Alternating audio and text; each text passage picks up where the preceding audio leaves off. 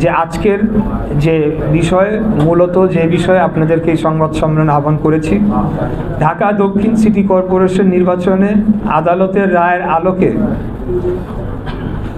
নির্বাচন কমিশন কর্তৃক গ্যাজেট পরবর্তী শপথ পাঠ ও দায়িত্ব গ্রহণের দাবিতে সংবাদ সম্মেলন করছি।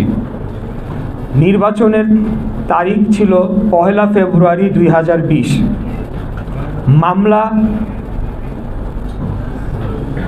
মামলা সাবমিটের তারিখ ছিল 3রা মার্চ 2020।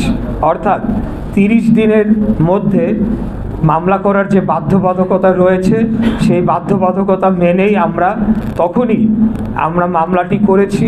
এবং এই বিষয়ে আপনাদেরকে একটু বলতে চাই যে কোনো সময় কোনো ক্ষেত্রে কোনো সরকারেরও কোনো কর্তা ব্যক্তি বলেছেন যে আমরা অবৈধ নির্বাচনকে বৈধতা দেওয়ার চেষ্টা করছি।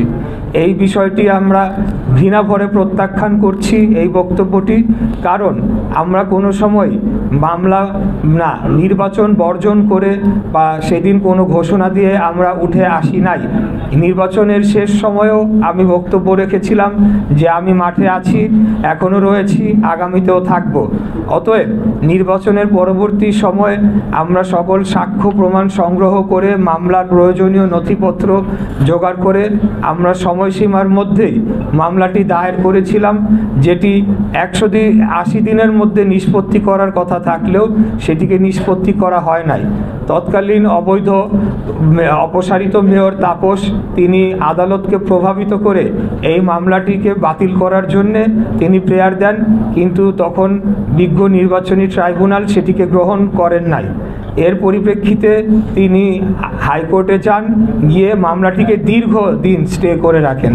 আমরা অনেক চেষ্টা সত্ত্বেও সেখানে কোনো ধরনের কিছু করতে পারি নাই, কারণ আদালত সম্পূর্ণ নিয়ন্ত্রণে ছিল ফ্যাসিবাদী আওয়ামী সরকারের নিয়ন্ত্রণে। পরবর্তীতে আমরা মামলাটির স্টে ভ্যাকেট করে আবারও ট্রাইব্যুনালে নিয়ে আসি এবং সেখানে পূর্ণাঙ্গ সাক্ষী শুনানি, যুক্তি, তর্ক, যত আইনি পদক্ষেপ অনুসরণ করা দরকার সবকটি সম্পন্ন করে আমরা রায়টি পেয়েছি। এবং এই রায় পাওয়ার মধ্য দিয়েই সেই যে অপব্যাখ্যা করা হচ্ছিল অবৈধ নির্বাচনকে বৈধতা দেওয়া, সেটা আমরা দেই নাই ভাই। অবৈধ নির্বাচনকে বৈধতা আদালত দিয়েছেন বিচারিক প্রক্রিয়ার মাধ্যমে, সেটাকে মেনে নিতে হবে। সেটা যদি কেউ মানতে অস্বীকার করে তাহলে ধরে নিতে হবে তারা আদালতকে অবমাননা করছে। এরপরের যে বিষয়টিতে আমি আসতে চাই, এই মামলার রায়ের তারিখ 27 মার্চ 2025। 27 মার্চ 2025-এ এই মামলার রায়টি আমরা পাই। পরবর্তীতে নির্বাচন কমিশন কর্তৃক গ্যাজেট প্রকাশের তারিখ 27 এপ্রিল 2025। 27 এপ্রিল 2025 তারিখে নির্বাচন কমিশন রায়ের কপিটি হাতে পাওয়ার পর তার যে বাধ্যবাধকতা রয়েছে 10 দিনের মধ্যে গ্যাজেট প্রকাশ করার, সেই গ্যাজেটটি তারা প্রকাশ করে।